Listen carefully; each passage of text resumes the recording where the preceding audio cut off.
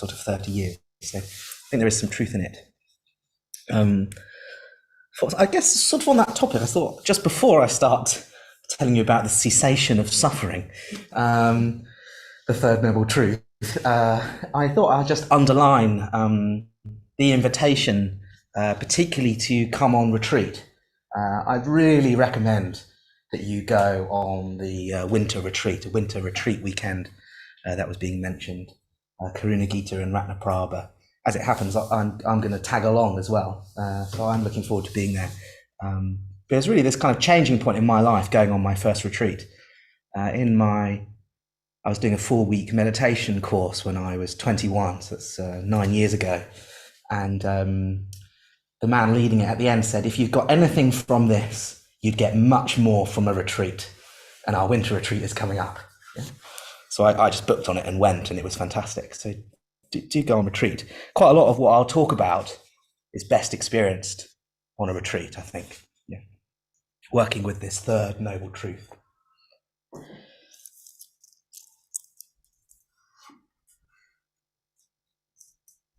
So I thought I'd start just by reading to you an account of the Buddha teaching these 4 noble truths, all 4, and then I'll zoom in on the third. And sounds like the first 2 have been covered already. Don't worry, they'll come round again, or you can listen to them online.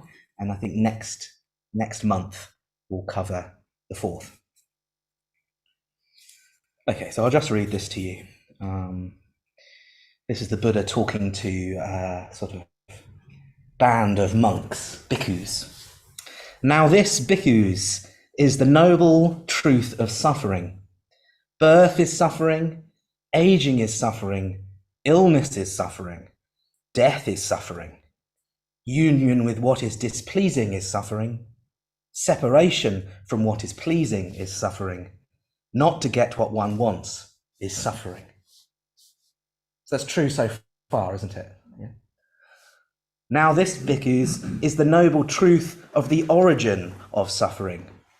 It is this craving which leads to rebecoming, accompanied by delight and lust, seeking delight here and there, that is, craving for sensual pleasures, craving for becoming, craving for disbecoming. So I'll say a bit more about that in a minute. Then on to the third. Now this, bhikkhus, is the noble truth of the cessation of suffering. It is the remainderless fading away and cessation of that safe craving, the giving up and relinquishing of it, freedom from it, non-reliance on it. So I'm getting quite interested now. Yeah, there's this sort of fairly bleak picture of suffering. Then because of my craving, and now there's this truth of cessation, the remainderless fading away and cessation of that safe craving, the giving up and relinquishing of it, freedom from it, non-reliance on it. And the 4th noble truth, which we'll explore next month. Now this, bhikkhus, is the noble truth of the way leading to the cessation of suffering. It is this noble 8-fold path. That is right view, right intention, right speech, right action, right livelihood, right effort, right mindfulness, right concentration. So that's just a bit of a picture of these 4 noble truths. That there's suffering, that there's an origin of that suffering. The suffering can be ceased, brought to an end, and there's a path leading away, or leading to the cessation of that suffering. You with me so far? Sort of unusual to talk about suffering, I think. I didn't hear it very much before I started going to Buddhist centres, but I definitely felt something of suffering. So the word we're translating as suffering is dukkha. And one translation I really like of dukkha is the ill-fitting wheel. I think that's even something of a kind of literal translation of I'm not very good at that, so I won't make that claim. But I'm pretty sure that's the case, a kind of ill-fitting wheel. At the beginning of this year, I learned to drive, which is, I thought, quite late for someone who's 30, but I've lived in London for all of my 20s, so it wasn't important. Then I moved to the countryside, and driving becomes really important, yeah, particularly if you're stuck at a retreat centre, yeah, which mostly is really good, and then every now and again you really want to get away, or at least I do. And I didn't have a car, so I learned to drive. And a few weeks ago, I got into my car, pulled away, and ka-tonk, ka-tonk, ka-tonk. There was a flat tyre. It's just sort of this ill-fitting wheel. So I think that's a really good image for suffering. As it happens, I was able to fix it. Maybe that was the cessation of dukkha.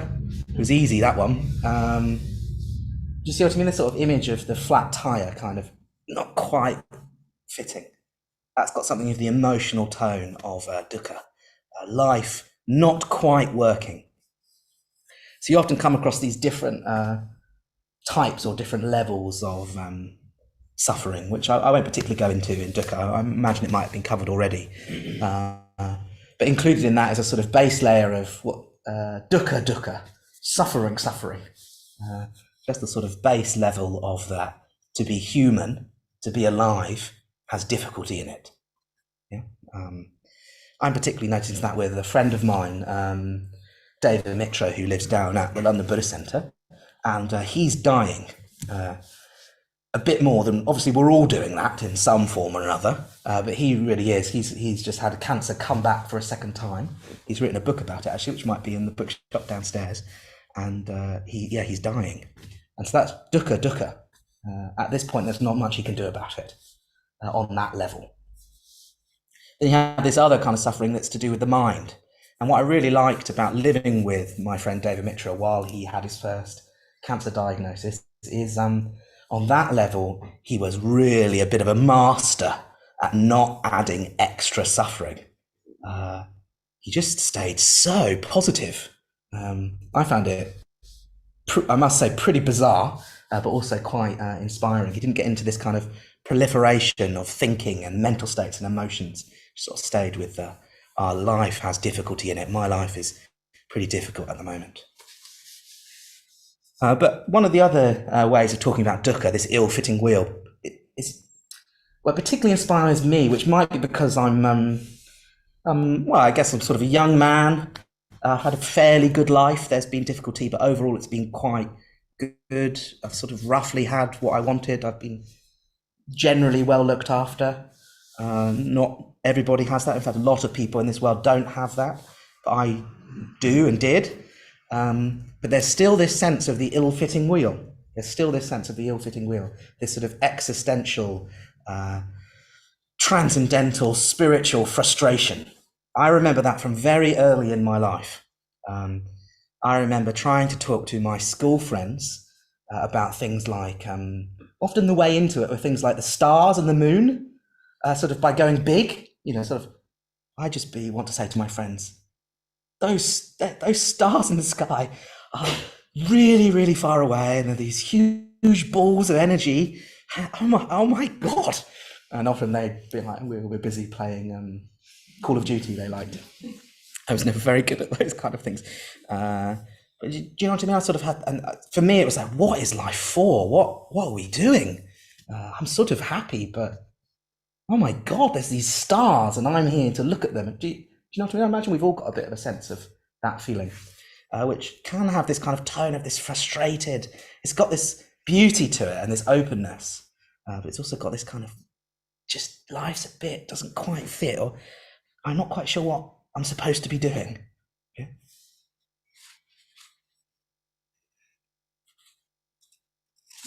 So one of the other translations for that we're looking at is craving. So in the second Noble Truth, we're told that craving is the source of a lot of our suffering, a lot of dukkha. And the word that's being translated, if I can say it right, is trishna, which could also be translated as a hunger or a thirst or a longing. So it's a bit evidenced by what I was saying a minute ago about these stars and the planets and what is life for. But it also gives you a sense of how that can go wrong, all the different things that we hunger for and long for and crave. And on the train up here, I was just trying to think about that. I was really looking at these Four Noble Truths and thinking, do I think they're true? Do I think that, like in my experience, does my hunger and longing and craving and desire cause suffering, cause this kind of ill-fitting wheel experience? And without going into too much detail, I thought, yes. I thought, yes, it does. But I'm not that interested in that. Thank you very much. Yeah, I sort of found it a bit heavy. I sort of thought, oh, so it's my fault then, is it?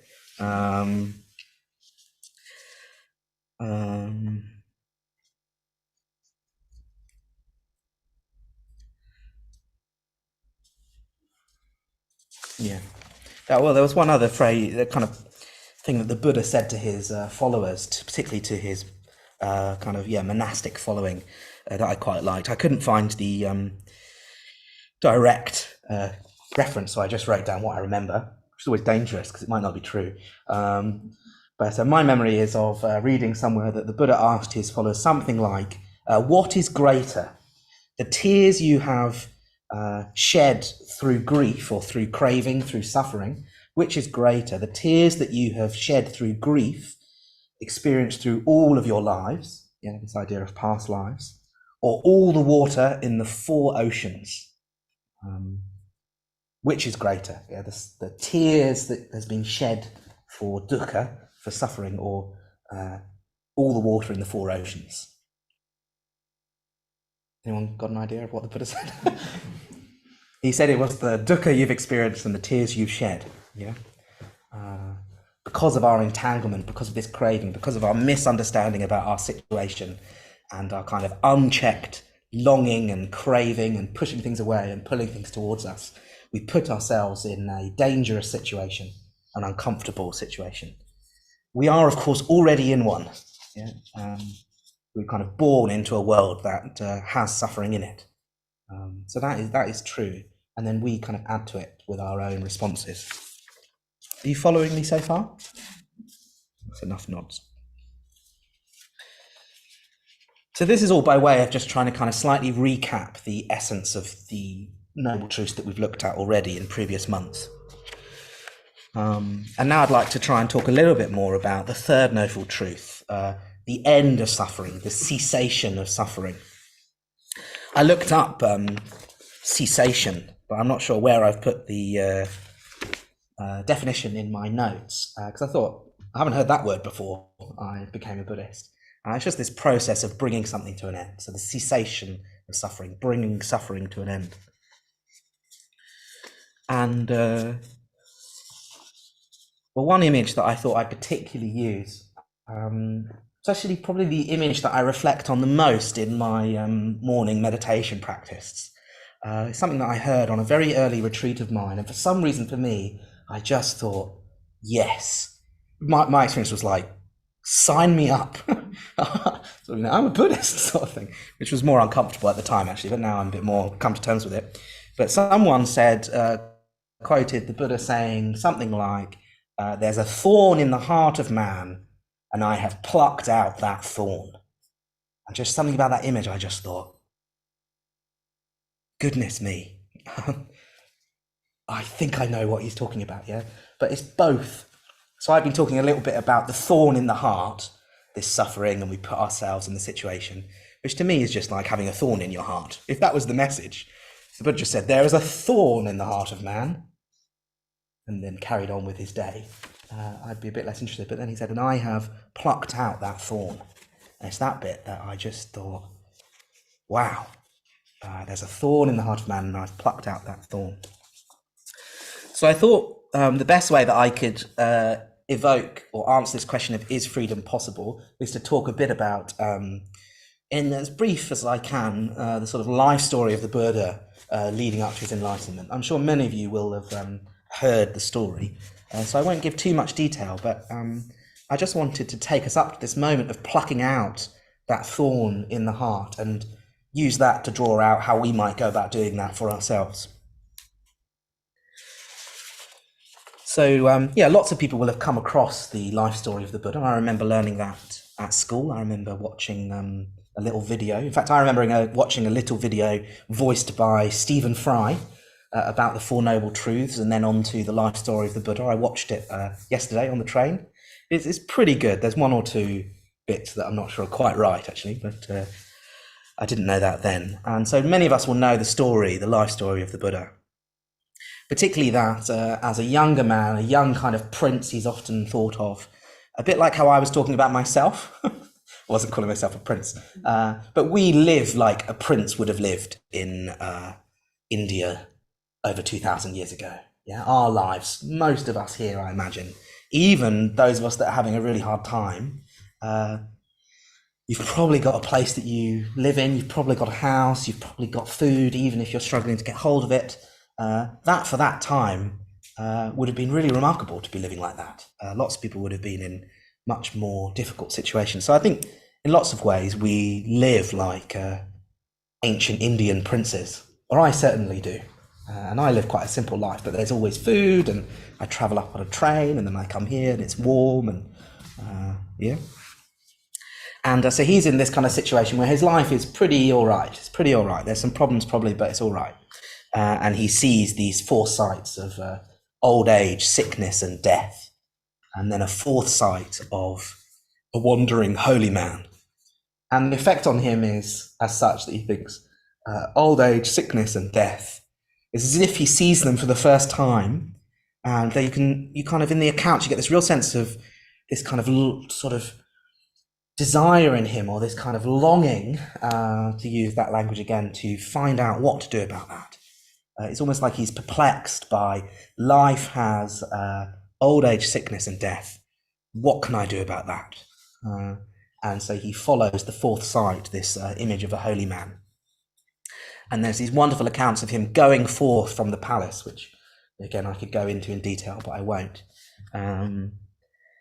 He decides not to take up his kind of mantle as the next king and to have this kind of comfortable life, but he leaves the palace and cuts off his long hair, puts on the robe of a holy man, and goes wandering. One image I really speaks to me from this story is from a later text, actually a bit more of a magic text in a later Buddhist tradition of, in order to not wake the palace as the Buddha to be, Siddhartha Gautama leaves the palace, there's these gods and spirits that come and cup the hooves of the horse. So he's riding a horse out of the palace, and these sort of spirits, these gods, the universe somehow, or the stars and the moons, all that kind of thing I was evoking earlier, come and cup the hooves of the horse so as not to wake everybody up. So that speaks to me as something of like the world responds when you decide to do something about your existential situation. So we've got the first noble truth, there's suffering and we're part of creating it. And one thing we can do is go forth. We can leave the palace in search of the truth. And these gods, these spirits, the world, I'm not quite sure what it all means. There's something in it that will support you in that. And the Buddha to be Siddhartha Gautama, this young prince, comes across a few different teachers. It's said that he sort of masters the arts of these different teachers. I won't go into that too much. Anyway, he sort of meets these teachers and learns meditation and reaches high states of consciousness. One teacher says, you can be the co-leader of this group with me if you like. Another one, I think, even says, you can be, I like to think of it as, you can be the boss now, maybe because that's what I'd like to be on some level. And the Buddha both times says, oh, no, thank you. I don't know how he actually spoke, but let's say he said, oh, no, thank you very much. Yes, I've achieved these high states of being and there's this pleasure, but I haven't answered this question. I haven't plucked out this thorn from the heart of man. There's still suffering. He sort of says something like, he can, in meditation, go to these high states of consciousness, but then when he comes out of them, he's just sort of back in the world with suffering in it. So yeah, he moves on. He's sort of grateful and has respect for these teachers, but he moves on and carries on his quest. And again, rattling through these episodes that you could go into much more depth, he has a phase then of joining these ascetics, these sort of extreme practitioners that would have been quite common in India at the time. They're still around. I was watching a documentary a few years ago with a wandering holy man who's had his arm up in the air for 25 years. And it's sort of well, it just looked really disgusting, actually, is what it looked like, but I'm sure it's got some deep spiritual meaning. It sort of had withered away and it was just stuck upwards. So these kind of extreme practices of separating the body from your mind. So it talks about the Buddha to be this young prince, this now holy wanderer, tries them out for a bit and it doesn't quite work. There's a whole story there about almost dying, etc. And then we come to the bit that I actually want to talk about. Which is, having tried all of these different methods, he remembers sitting underneath a rose apple tree as a child, watching his father ploughing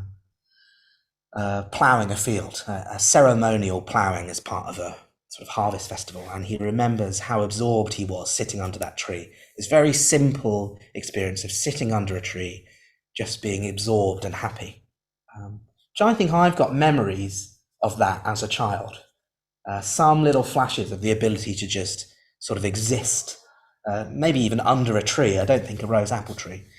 And for this man that was on the quest, this man that becomes the Buddha in a moment in this story, he has this epiphany of, I think there might be something in that experience that would bring about the end of suffering, or that will answer his question of what to do about old age, sickness, and death. So he has this memory of sitting under a tree, very simple experience, this kind of beautiful, simple absorption of sitting somewhere without much to do, just kind of absorbed in that experience. And it's as if he has this kind of, maybe that is the route to the end of suffering. Yeah. So he goes to find a tree. He goes to find the Bodhi tree and sits underneath the Bodhi tree. And well, in many accounts, he does this kind of quite extreme resolution of he commits to sit under that tree until he's enlightened, and he says something like, "Blood may dry up, bones may wither away, but I will not sort of leave this spot until enlightenment has been attained," something like that, yeah? Or until I've found the cessation, the end of suffering. So he sits under the Bodhi tree.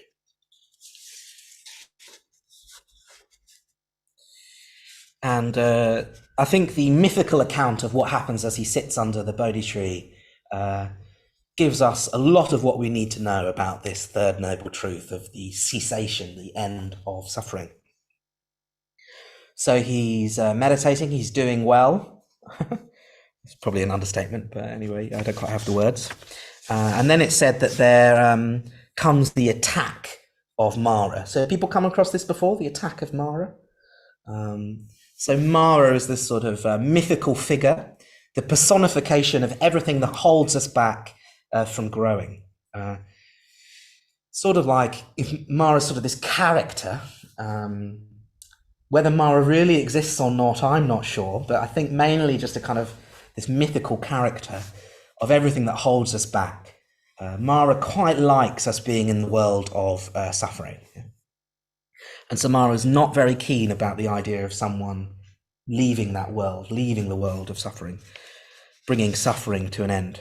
So he decides to attack the Buddha to be under the tree. He's quite close to becoming enlightened now, and Mara can see that.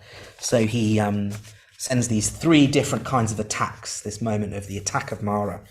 So in the first attack, Mara sends his sons, and these sons are sort of demons, really scary, ugly, violent demons. So you've got these two images. You've got a man sitting with his eyes closed, very calm, very subtle, very beautiful, something represented here, sitting under a tree, which we've got a little bit of. But just over there, got all these demons running at this man sitting in meditation.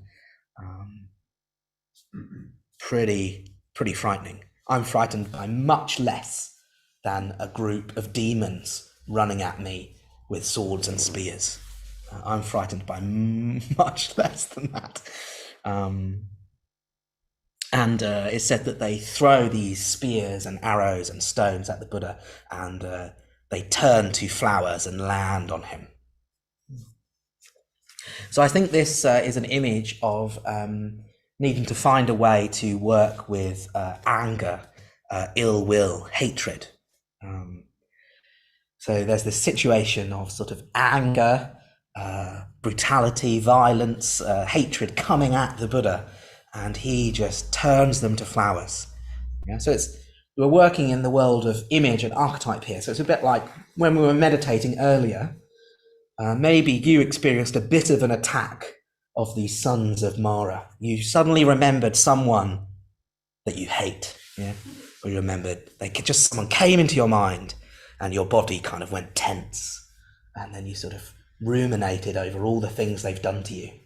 And do you see what I mean? It's sort of, we're working on that kind of level.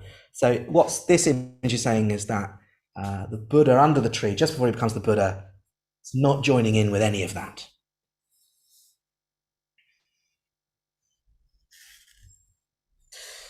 So they fail. That attack fails. There's then the second attack. Mara then sends his daughters. Mara sends his daughters. So I guess we're assuming at this moment that the Buddha is a heterosexual man, and Mara sends his daughters to tempt him, to seduce him. When I was on my ordination retreat, I was away about 5 years ago now for 4 months. We celebrated the enlightenment of the Buddha, a day that we celebrated in May. And Amalavanta, an order member, was leading the day, and he read this quite inappropriate account of this attack. It was very graphic. There was lots of gyrating, lots of all sorts of things happening.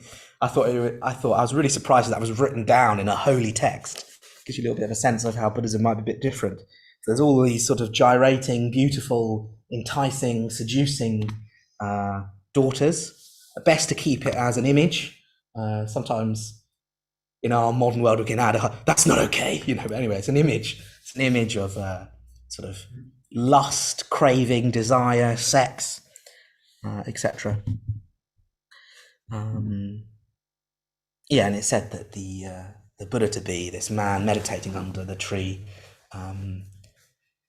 It's often said that he doesn't even, I don't know if I'm making that up, but the image I've got is he doesn't even open his eye a little bit. Doesn't even open his eye a little bit. Imagine that.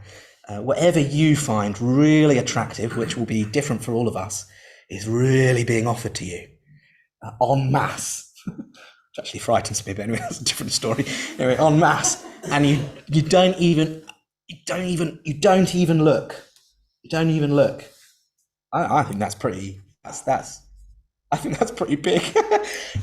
I do plenty of looking. Anyway, that's a different story. Anyway, doesn't even look, let alone act. And it said that he sort of converts. It's almost like these daughters, they come and just sit next to him and start meditating, which would be really annoying for Mara, the sort of general of this attack.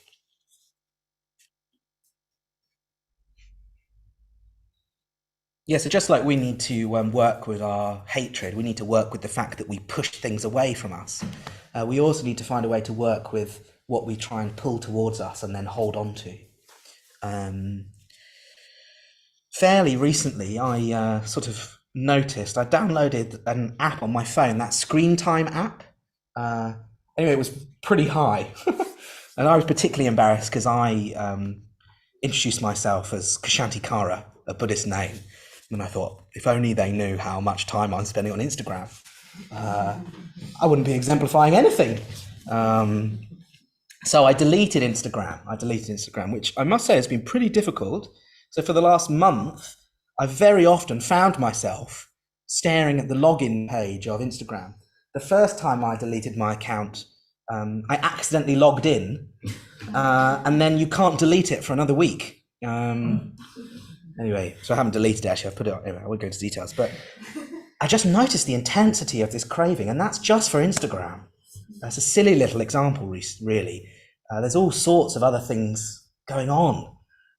Often people talk about Instagram or craving for chocolate, but it's much deeper than that. The things we want are much deeper than that, but it's easier to talk about Instagram. But what I particularly noticed about Instagram is that lots of other things have stopped as well. I sort of stopped going on the internet so much. And in my meditations, I've also stopped being quite so interested in thinking about beautiful, let's say, people. Yeah. Beautiful people. Because Instagram, I think, was mainly just images of beautiful people. They've worked out on some algorithm what will keep me on there for a long time and just given it to me. Quite a strong attack of Mara, these kind of daughters of Mara.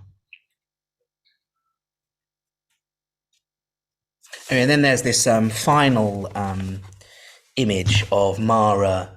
The ill will hasn't worked, the desire, the lust hasn't worked.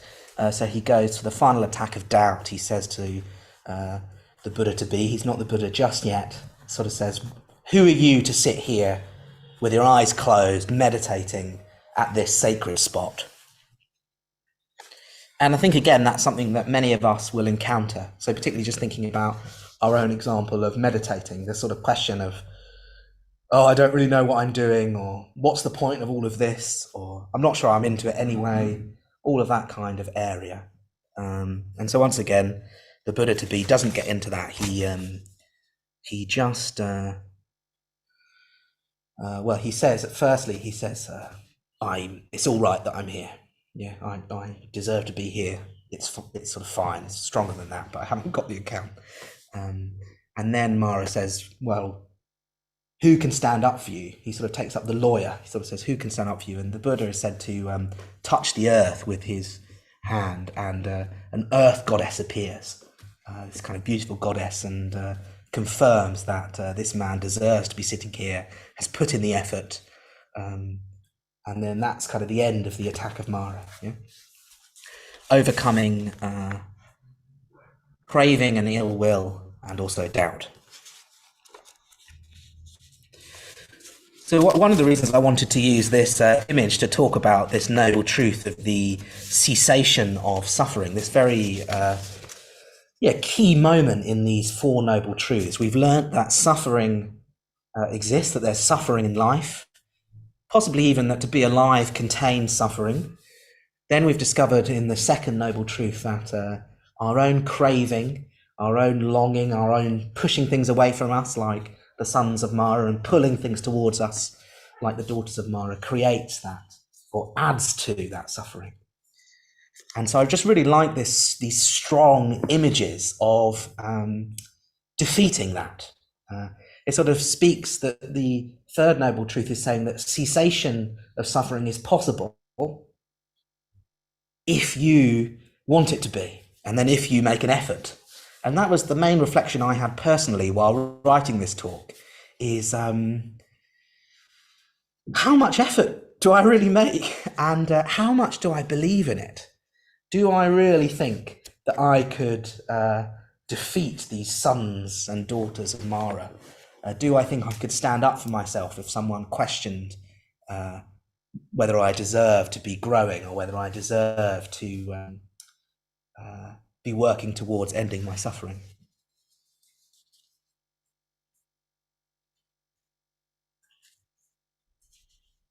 I mean, I wasn't sure. I wasn't sure. I thought there's something of it that inspires me, and it's inspired me enough to sort of commit my life to working with these forces within me and within the world, to try and bring suffering to an end. But it's quite hard, I think, in terms of the total cessation of suffering. There's this image, I'll just finish the account of the sitting under the tree, and then I'll make a few more thoughts to kind of conclude. So there's this image at the end of this attack of Mara, where the Buddha to be, or sort of he's now the Buddha, he's now become enlightened, he's ended suffering. Suffering has ceased, it's been brought to an end, which is why I'm using that as the main image for this talk. It's the image of somebody sitting under a tree, making an effort, fighting things off, working with this kind of subtle, remember that kind of sitting under the rose apple tree? That's sort of, in a way, what he's doing. He's not getting into really batting off ill will and hatred. He's just sort of turning it into flowers, and through that ends suffering and becomes enlightened. And there's this image of the monsoon season starting. It said that he sat there for 7 weeks after becoming enlightened, or as part of becoming enlightened. And there's this monsoon season, and this huge serpent appears, Muchalinda. This huge serpent, Muchalinda, appears. A Naga king kind of appears out of the earth and coils himself around the Buddha, and like a cobra covers his head from the rain. In some accounts, I was reading on kind of commentaries on this, there were sort of scholars of Buddhism saying, oh yes, it is quite common for snakes to be nice to holy men, so that's probably what this means. And I thought, how boring. I don't think it's a little snake. It's an account of a little snake being nice to the Buddha, this kind of strong image of this huge mysterious snake coming out of the ground, coiling itself around the Buddha and then protecting from the rain. So I don't really have much more to say about it other than that, but that's something of, upon the cessation of suffering, this sort of mysterious, powerful things happen. And this image of the rain pouring down, and rain is often an image of new beginnings, like in a kind of baptism or something, kind of new beginning.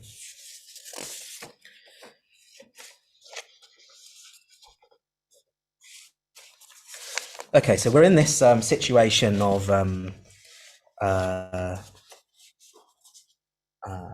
suffering. I've gone over my time a little bit, but I want to end with what you can do about it. Yeah. One option might be to go and sit under a Bodhi tree for 7 weeks and meditate, fight off these mythical forces. But we might need to start somewhere a bit closer to home, I suppose. But so there's these different elements of this story of the Buddha, of this cessation of suffering. Firstly, there's these 4 sights. There's the Buddha to be, before he's the Buddha, seeing old age, sickness, and death. So the first sort of thing we need to do is acknowledge the situation, which I think is quite hard to do. I tend to not think that I am going to die, for example. And certainly some of my closest friends as well, they're also not going to go and die, but I understand that other people will. Yeah? So there's something there. There's something we've got to kind of face the situation. But then we don't want to just end it there, because that would be miserable. But then kind of got to, let's do something about it. In this story, he leaves the palace. He goes forth looking for the answers. He goes forth. So this image of, I'm going to put some of my old life down, and I'm going to commit to this deeper thread, to bringing an end to suffering on whatever level. So when I first came to a Buddhist center, I was in my final year of university, and I came for 2 reasons. One, I was sort of stressed because I was having to write this long 10-year career plan in the form of a big essay. I was studying theatre producing, and I had to work out what I was going to do for the next 10 years. So that was stressful in 2 ways. One, it was quite a lot of work. 2, I was writing out my life for the next 10 years, and I thought, is that it? Is that it? I've wanted to be a theatre producer. I really believed in it, and then I wrote it all out, and then I thought, I'll be 30, I'll be where I am now, and I'll be producing something on the West End. I had this real sort of crisis, and noticed my peers at my university was not having that crisis. I was sort of like, is that it? I'll be 30 and they're putting a show on. Anyway, so kind of on whatever level, I came to meditation to work with that sort of suffering, that tension, that difficulty. And like learning to be still and to experience subtle, beautiful kind of stillness really helped. So there's this sense of going forth, stepping into a journey. Then in the Buddha's life story, there's this moment of finding different teachers. So we need to find something of that. We need to find some people to look up to that can help us out. Some people who may not have ceased suffering completely, but who have a better sense of how to do it. Yeah. So a really important part of my life was finding some teachers, which took me quite a few years actually to find some close connections to some people who could really help me with my own suffering and give me some ways to do it. And they weren't able to do that because they've completely ended their suffering, but they've ceased it a little bit, like my friend David Mitra. I was just really impressed living with him. He's really done something with his life that meant when he's told that he's dying, he kind of knew how to respond and stayed very positive.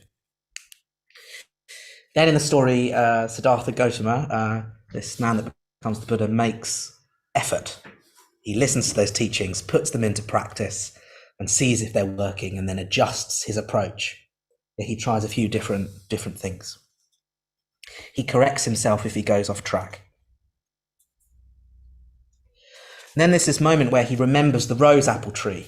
And so one of the things we need to do to bring an end to suffering, to cease suffering, is to discover for ourselves something of that simple, subtle experience, this kind of spontaneous peace of just sort of sitting under a tree and being absorbed.